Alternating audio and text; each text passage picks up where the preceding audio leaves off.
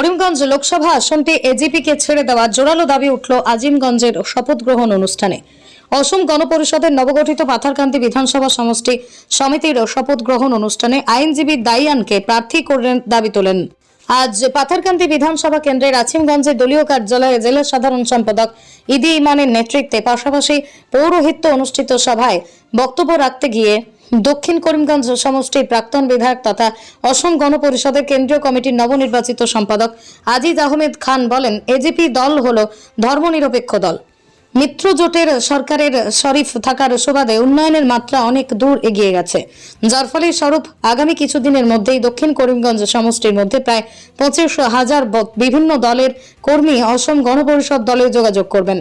এমনকি পাথারকান্দিতেও হাজার হাজার কংগ্রেস ও ইউডিএফ কর্মী অসম গণপরিষদ দলে আনুষ্ঠানিকভাবেই যোগদান করবেন। সংগঠনের কর্মকর্তাদের প্রতি কৃতজ্ঞতা প্রকাশ করে বলেন, তাদের জন্য সব ধরনের সহযোগিতা করার জন্য তিনি বদ্ধপরিকর। মিত্রজোট সরকারের ভূয়সী প্রশংসা করে বলেন, সরকারের সব উন্নয়নমূলক প্রকল্পে সব জাতির জন্য সমানভাবে কাজ চালিয়ে যাচ্ছে। দেশের বৃহত্তম স্বার্থে নির্বাচনের করিমগঞ্জ লোকসভা আসনটি মিত্রজোটের সরকারের কাছে উপহার দেওয়ার আহ্বান জানান প্রাক্তন বিধায়ক আজিজ আহমেদ খান।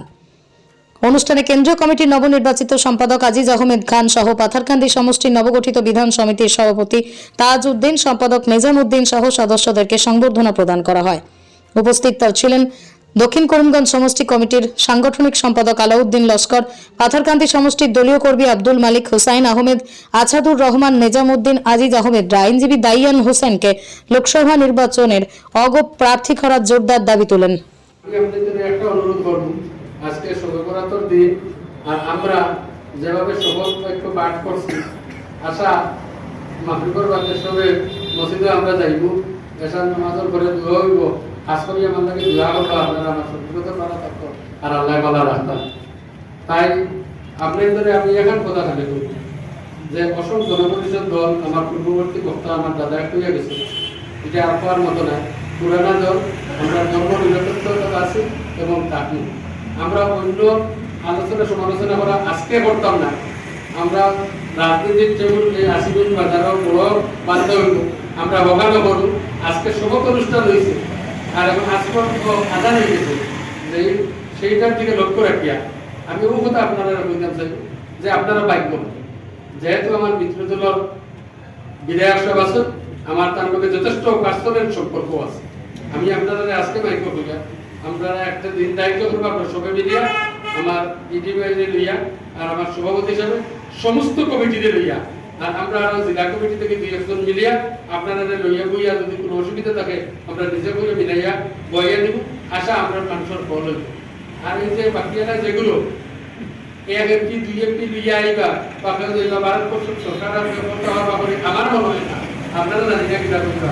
আমার মনে হয় যেহেতু আমরা সরকারের মধ্যে থাকিয়া আমরা বাকি অসম্পূর্ণ কাজ যেটা পবিত্র সম্পূর্ণ করার চেষ্টা রাখি, ও আবেদন আপনারা কাছে রাখিয়া আমার আজকের বক্তব্য এখানে বিশেষ কোনো বক্তব্য নাই।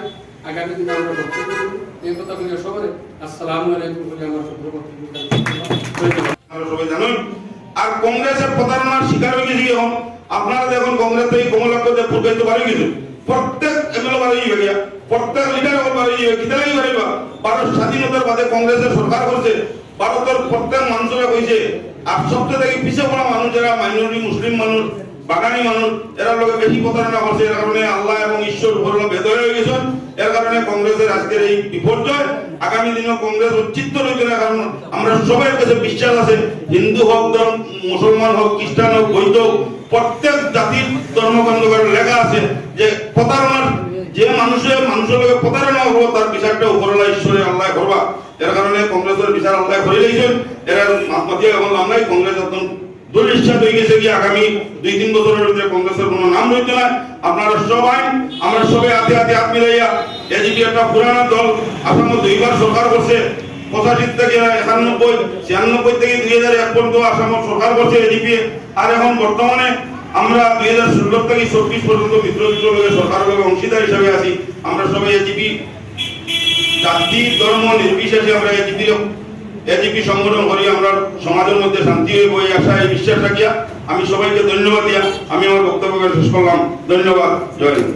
পাথারকান্দি বিধান পরিষদের সভা আজকে অনুষ্ঠিত হয়েছে। এই সভায় উপস্থিত তোমার নতুন সভাপতি এবং সম্পাদক শপথপাঠ বাক্যপাঠ হয়েছে। এই সভাপতি বর্তমানে উপস্থিত হয়েছেন করিমগঞ্জ জেলার ওয়ার্কিং প্রেসিডেন্ট তালহা আহমদ এবং কেন্দ্রীয় সাধারণ সম্পাদক সেলিম উদ্দিন এবং আজিজ আহমদ খান এবং আরও প্রাক্তন সভাপতি জাকির হোসেন, আরও বিশিষ্ট ব্যক্তিবর্গ আমাদের উপস্থিত আছেন।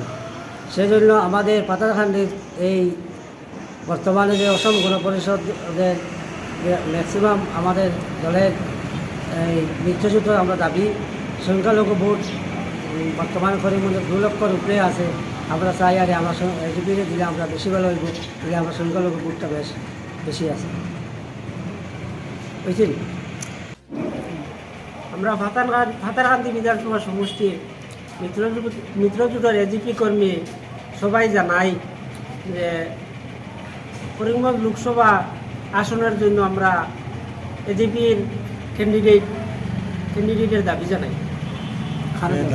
হ্যাঁ, মানে যাকে দেওয়া হবে এজিপির ক্যান্ডিডেট।